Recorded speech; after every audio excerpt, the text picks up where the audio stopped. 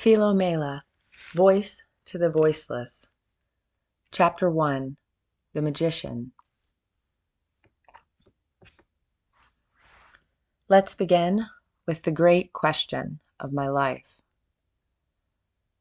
My life as a woman has held much darkness. My aim is to show both the darkness and the lightness that have been. My life has not been all bad. I intend to honor the amazing parts of my life too. But we are going to start with darkness. From this darkness came my liberation. When I was 34 years old, in the year 2018, before the plague came, my fiancé Bacchus and I decided to do LSD together in our living room, with festive, colorful lights on the Yule tree and the bookshelves. I had never taken acid before. I was a little afraid of it breaking my mind, of going crazy, of going on a trip I might never come back from. Mushrooms, many times, but LSD, never. Mushrooms reconnect me to source consciousness, to the womb of the universe, and usually leave me feeling revitalized. I remember I am part of everything that is when I do mushrooms. I suspected it would be more or less the same with this hallucinogen. I was hoping for some feelings of oneness and new insights, maybe some giggling and pretty visuals with the Yule lights. But this was potent magic I purposely hadn't done yet. I was curious, though. I had definitely seen the expression about curiosity killing the cat play out as true in my life thus far, though I still wasn't sure if the part about satisfaction bringing it back made it all worthwhile. Nor did I understand how I kept getting so many extra lives. I'd certainly used more than 9. The plan was to enter into fairyland, which is what I call the realm of tripping. Listen to the album The Soft Bulletin by the Flaming Lips, at Bacchus's suggestion, and have a bonding experience with him. Just be open to whatever the magic needed to say to us. Bacchus had been initiated into this magic already, so I was hoping he would help with any hiccups. But I wasn't expecting what the magic would do. Not one bit was I prepared for it. I felt as if I shrank, and as if I entered a room in my brain that had previously been locked. I was still on the couch with Bacchus, but I was not. I was suddenly back in my old bedroom at my father Jupiter's house, and I was about 3 or 4 years old. This was not an entirely new memory.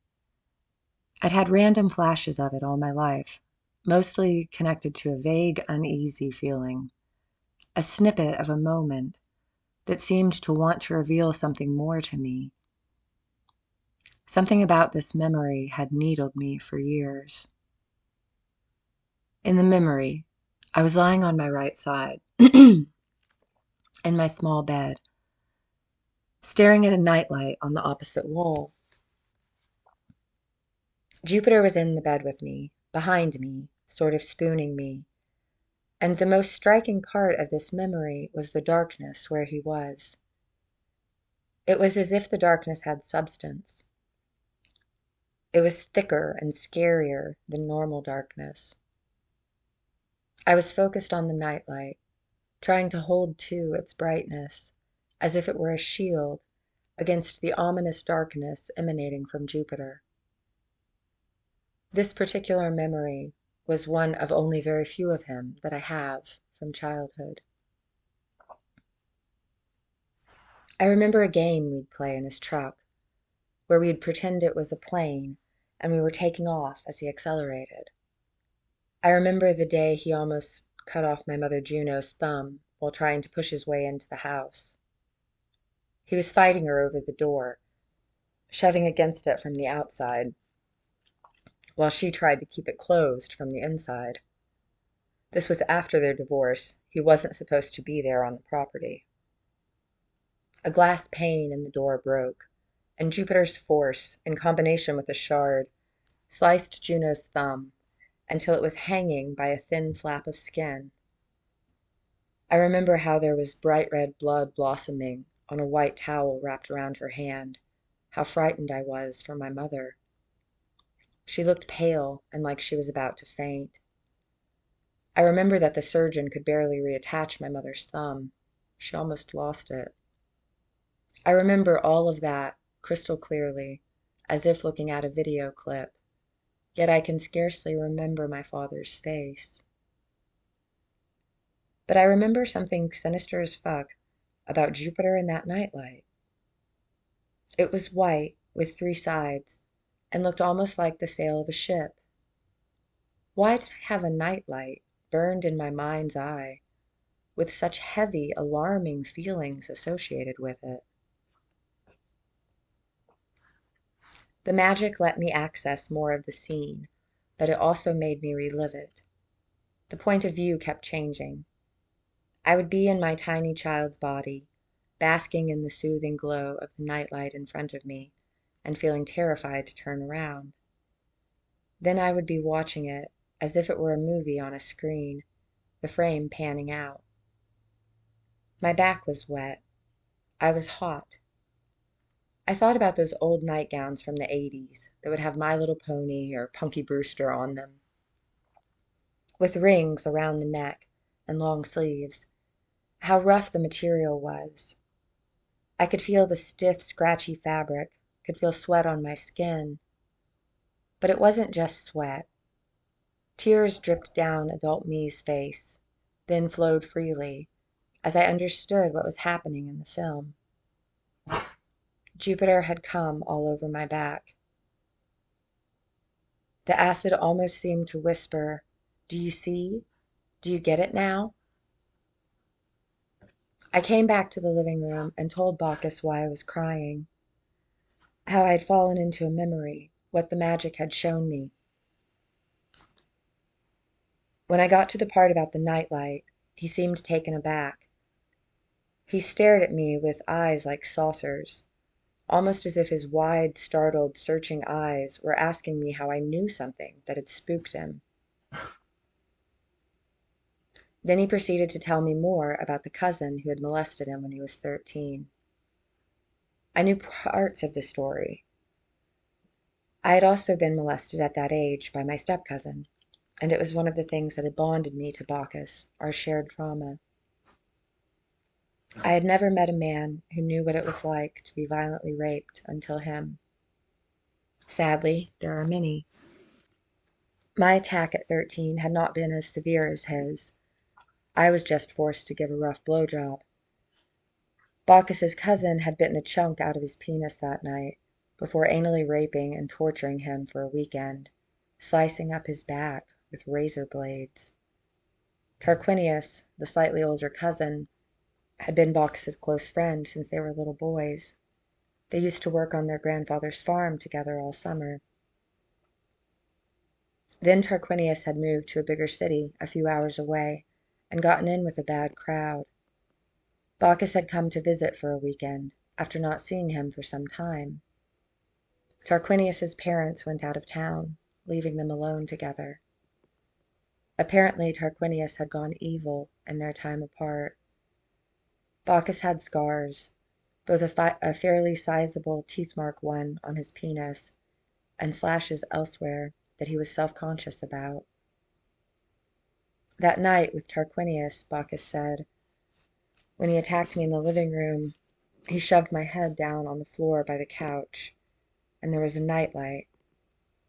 I stared at it a lot to try to get through the next couple days. I felt like you described. I felt a chill. What a wild coincidence. I didn't want it to lead me to believe that my vision was true, though, tempting as it was to take it as a sign. Bacchus looking at that nightlight to cope didn't necessarily mean that I had been molested by my father. I didn't want to conflate his story with my own. But it kept running through my head what felt like the linchpin of it all. Why would a little girl who felt secure in her father's presence, be more afraid of the dark with him in the bed? Shouldn't a child feel protected by their father? Bacchus and I held each other and listened to the music he'd chosen, which I liked, and I felt myself disintegrate into the magic and our love for each other.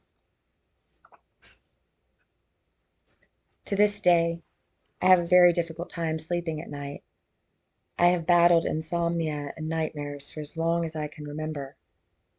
When left to my own devices, if I don't have a set schedule dictated by a job or obligations, I quickly become nocturnal.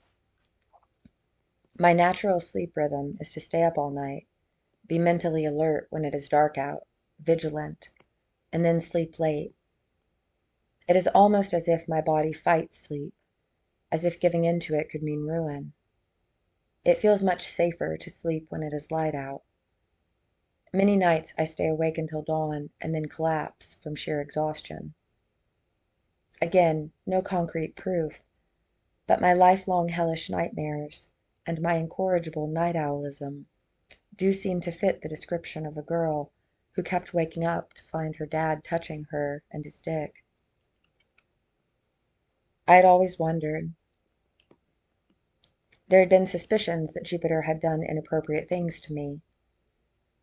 There was an investigation by Child Services after I said emphatically to Juno on my 5th birthday that I wanted Jupiter to keep his pants on. She clarified with me to make sure I meant what she was afraid I meant.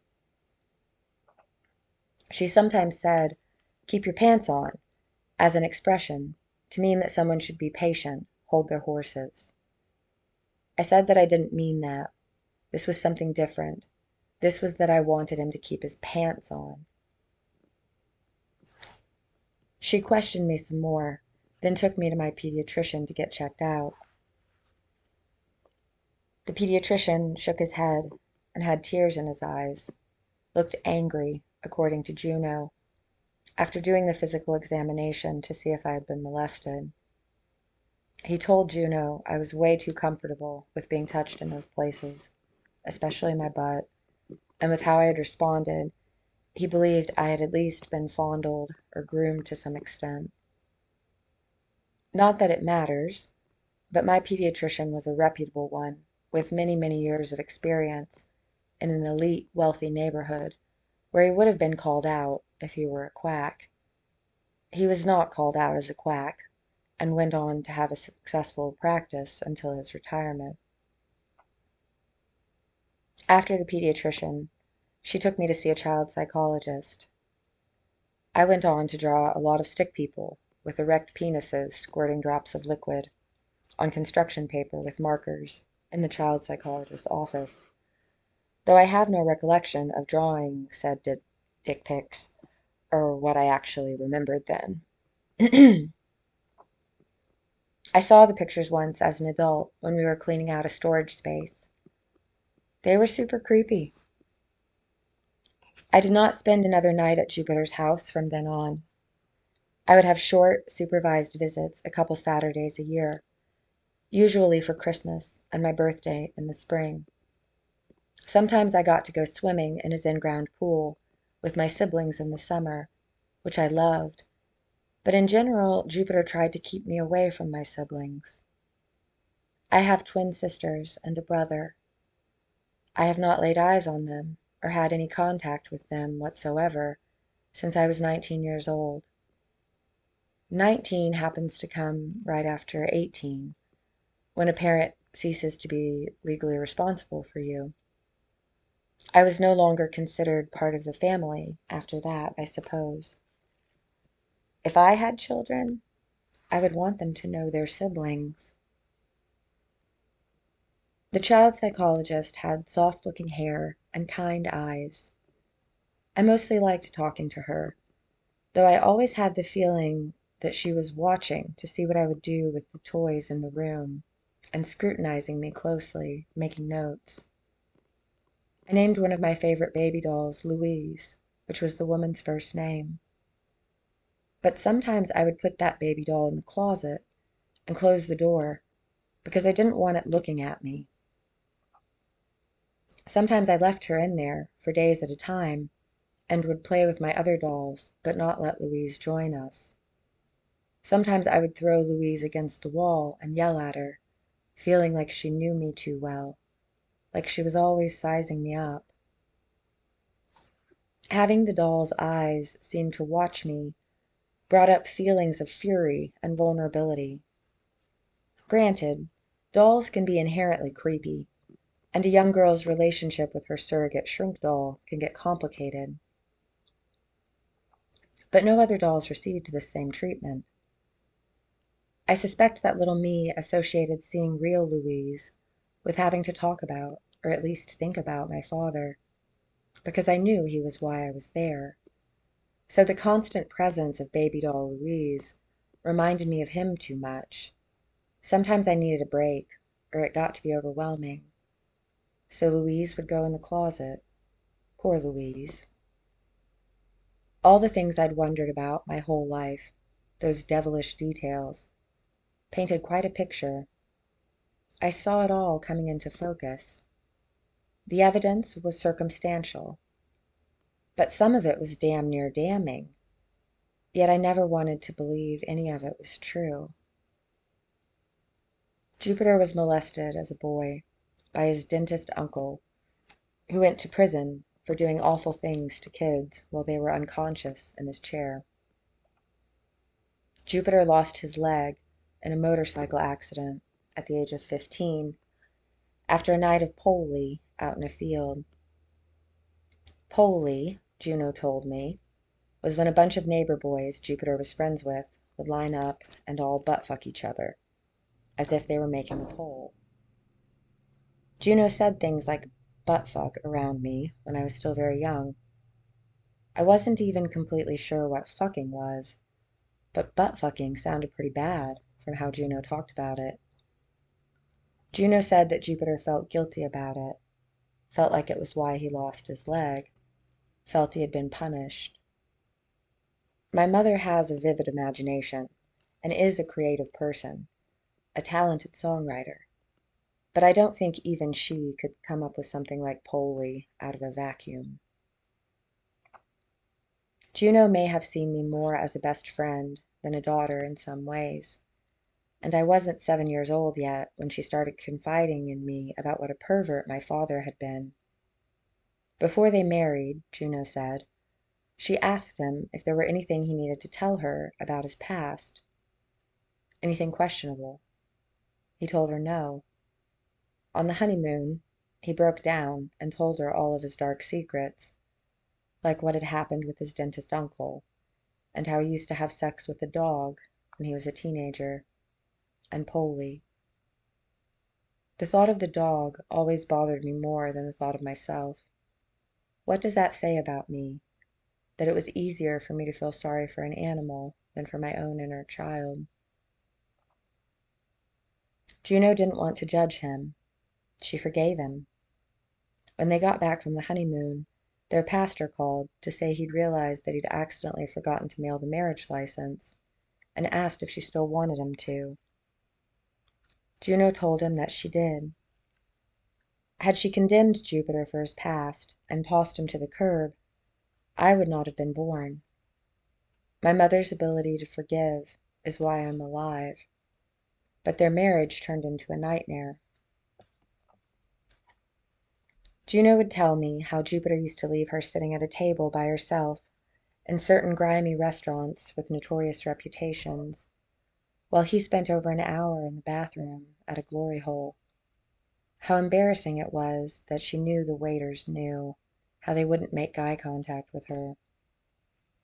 She had some male friends confirm that there were indeed glory holes in those men's bathrooms. Jupiter compulsively masturbated, multiple times a day. She was forever walking in on him.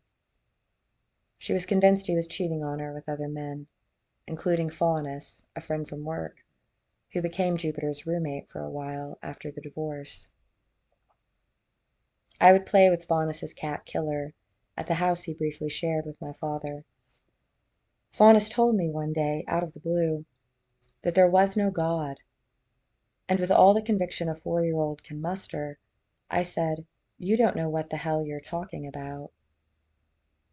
Juno told the story to friends and family and thought that it was hilarious that I had shown Moxie. She praised me for it. Jupiter had scolded me for being rude to his friend. Or was it his boyfriend? Who knows? I can only hope to have that kind of faith again someday. The automatic, trusting, confident faith of a child. Juno also walked in on Jupiter getting me to do weird things to him a few times, before they divorced and he moved out, which was when I was 2. One day he was in the back office, where he would go off sometimes to be alone with me and shut the door. His computer was in there, and so was a queen-sized bed. Juno crept into the room quietly and saw him lying on the bed on his stomach. I was on my knees in between his legs. He had me rubbing my face in his ass crack, was encouraging me to burrow in and poke my nose at his butthole and root all around. This seemed to have been going on for a while, and he was egging me on, not trying to stop me. Juno said he seemed worked up. I cannot fathom doing anything of the sort with a child. Another time, I started enthusiastically trying to lick my mother's crotch. I got in front of her while she was sitting on the couch and started doing this out of nowhere. I later asked her, was I pretending to be a dog? She said no. She said that it had caught her off guard, how determined I was. It seemed goal-oriented. She had a hard time getting me to stop.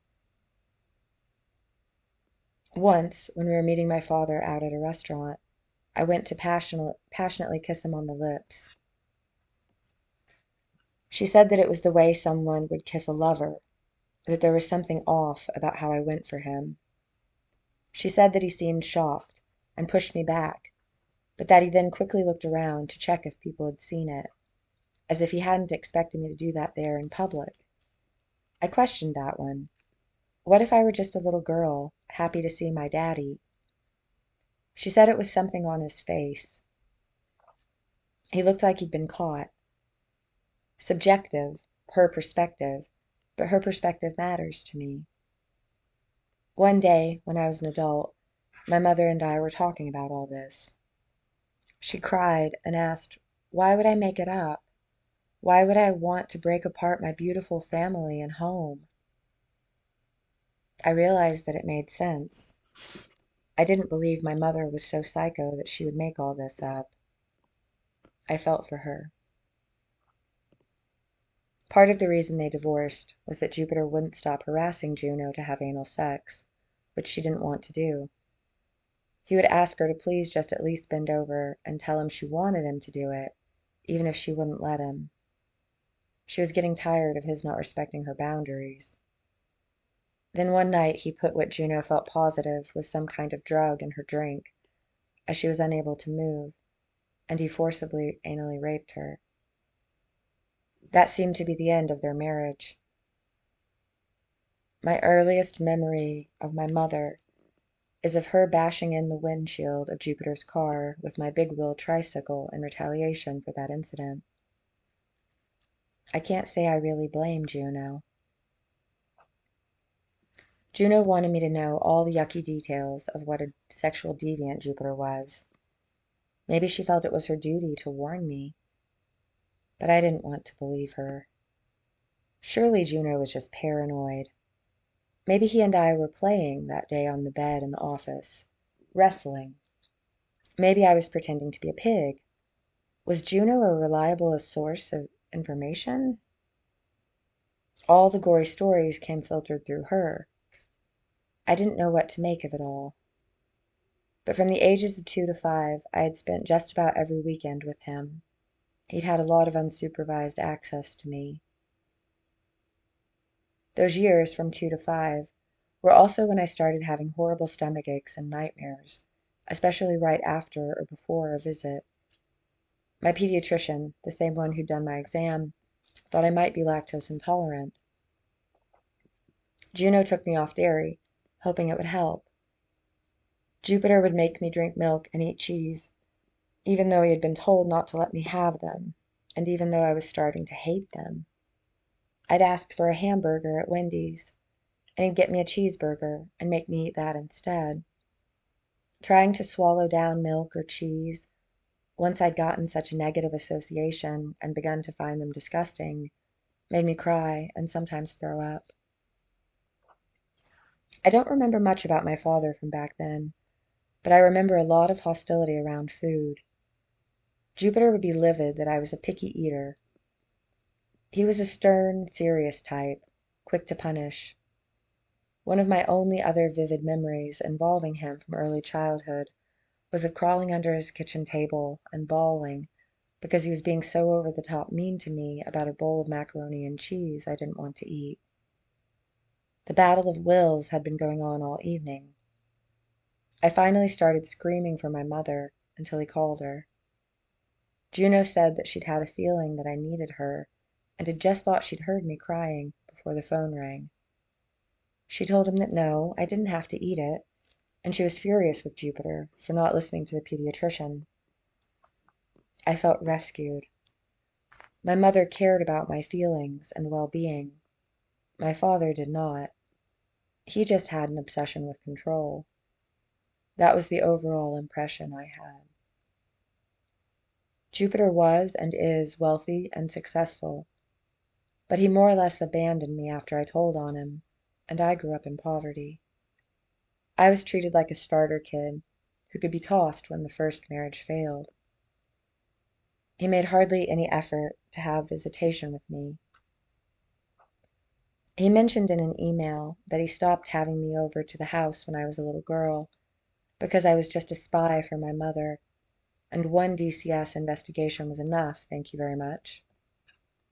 He brought up the question, what if I did happen to see one of my siblings with a diaper off and make some issue of it?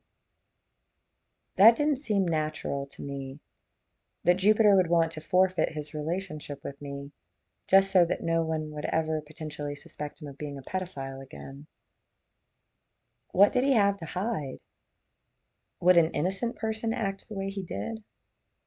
And what kind of father didn't care to know his daughter? I never had a close, stable, loving father-daughter relationship with Jupiter. It was distant, sporadic, and confusing. I never felt like I could rely on him in any meaningful way.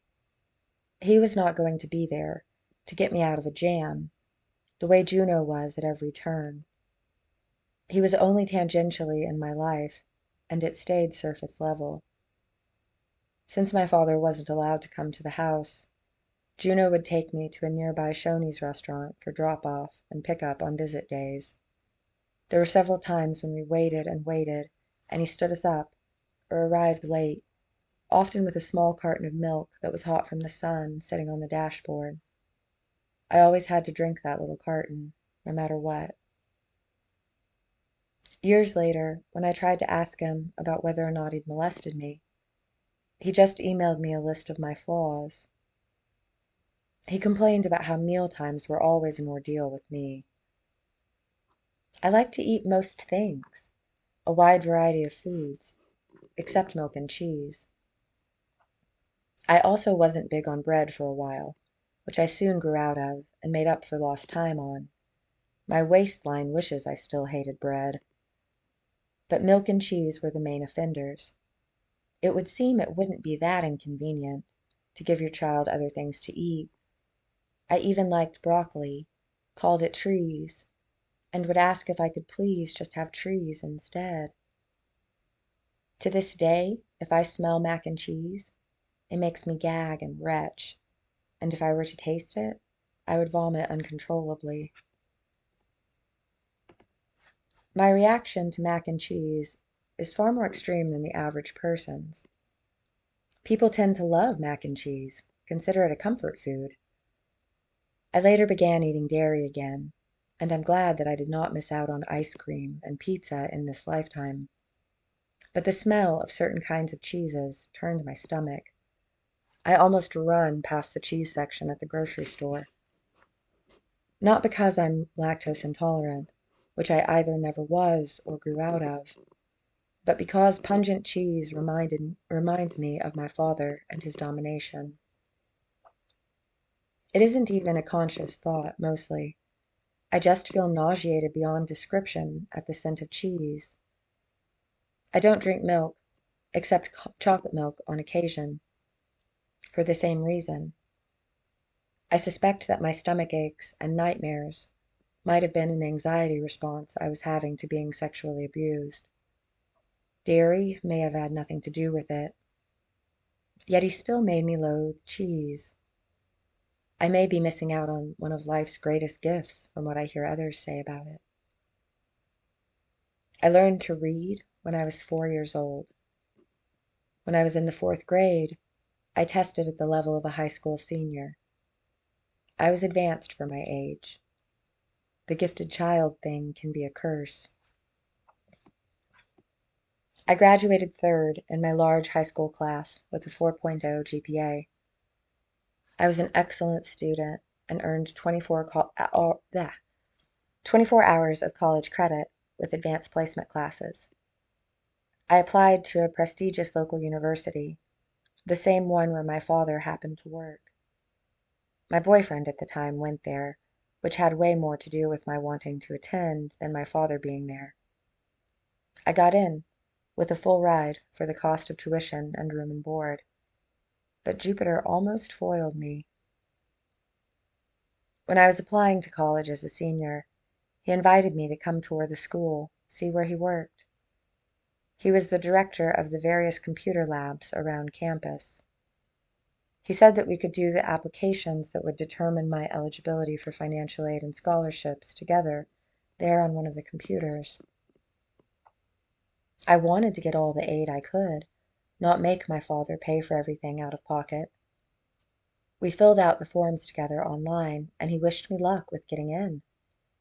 It was one of the best days I'd ever had with my father. Was there hope for us after all? The next day he emailed that he'd deleted my profiles and had his application fees refunded to him. He wrote that he would not proceed with providing any of his information until a revised legal agreement was in place.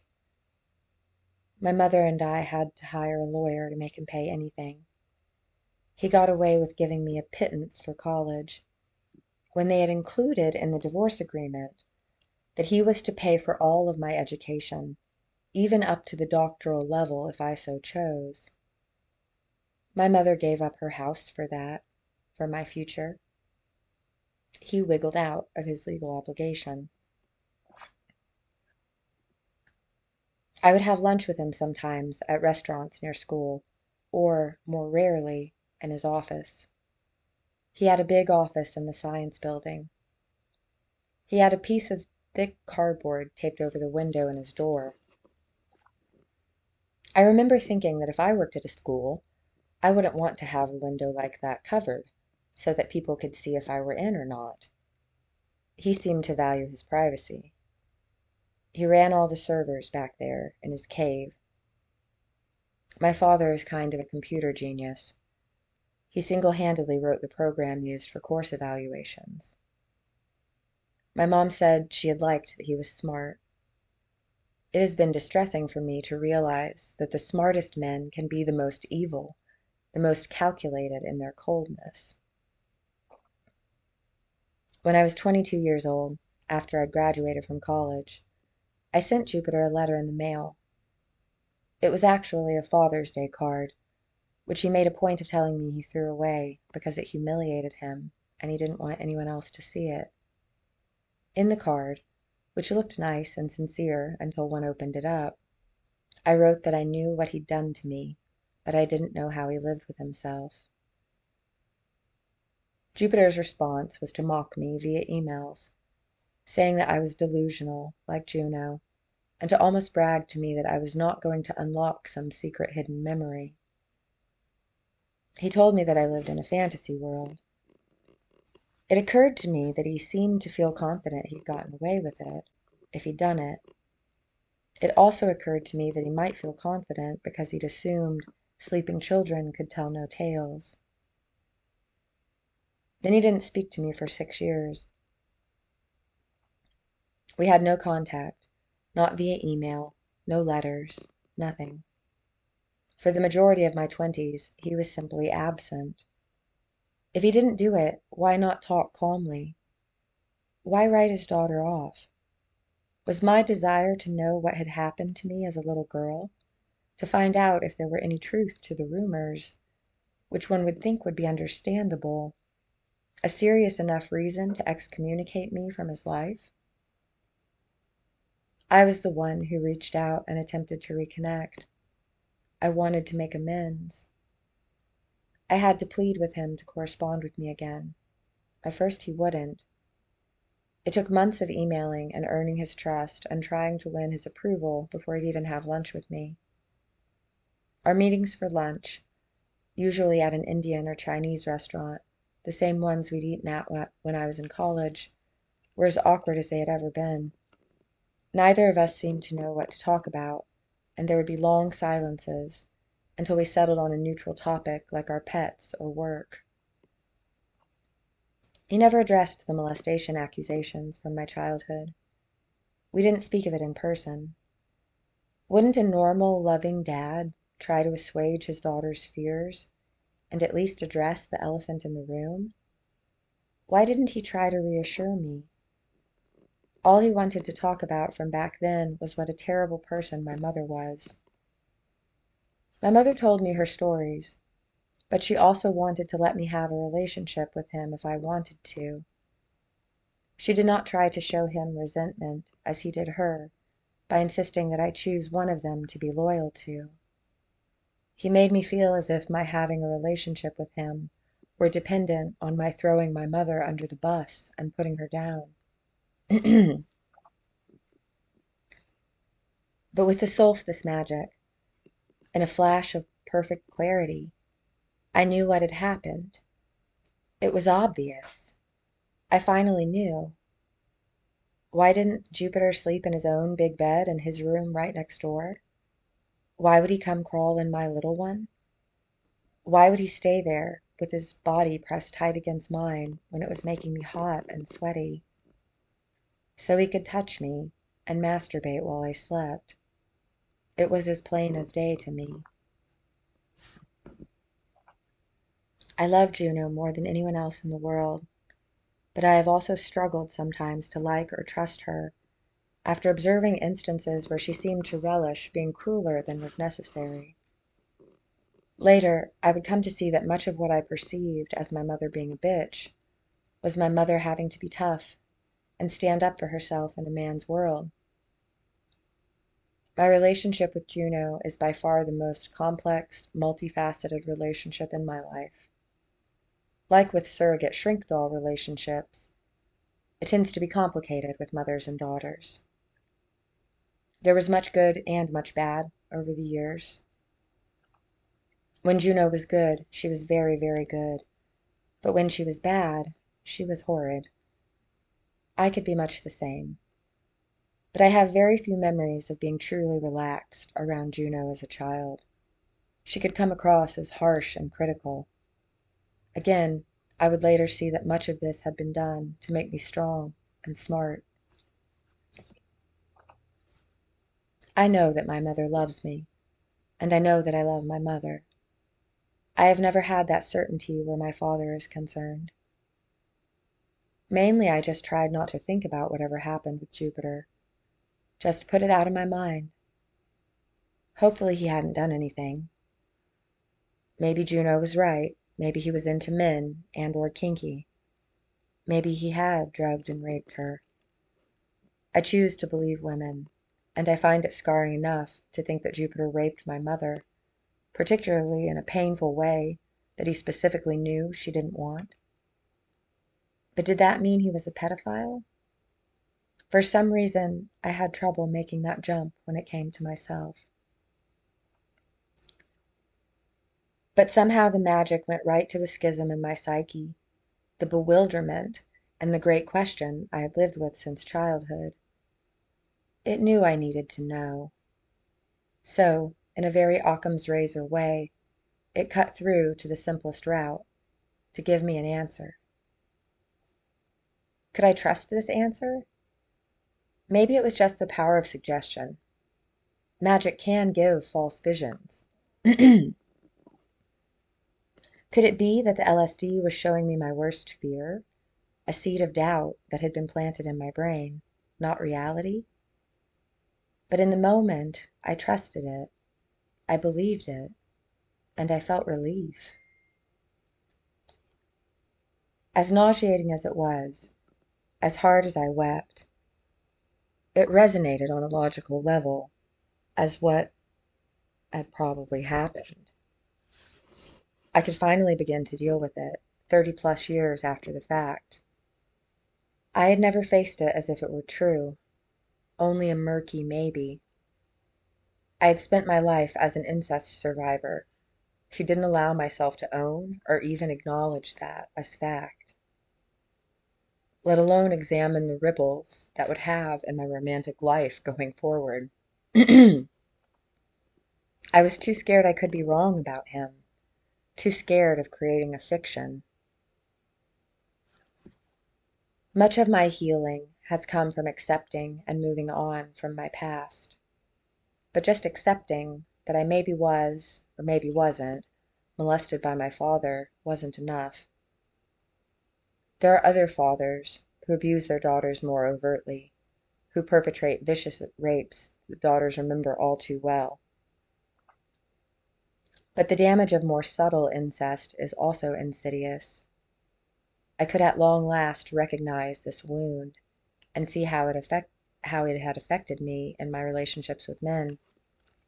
Gee, I wonder why I seem to have a giant narcissist attracting magnet in the middle of my chest. I had known, deep down. I suspect that I woke up and played dead fairly frequently, that the flashbulb nightlight memory was so clear because it was a recurring one. I'd kept my eyes fixed on that nightlight like it was a familiar friend who'd helped me out before. We had been well acquainted, that nightlight and I. Most likely, I would disassociate into its soft white haze. About a year and a half after that first vision, in the summer of 2020, as America was seemingly coming apart at the seams, and protesters advocating for social justice against murderous cops were being brutalized in the streets, seeking hope, I did some more magic. Mushrooms this time. They happened to be called penis envy. Little did I know what a theme of the night penises would become. To my surprise, I had an even more intense reliving experience that showed me more of what lurked in the black hole that was my father. There was a lot to that trip.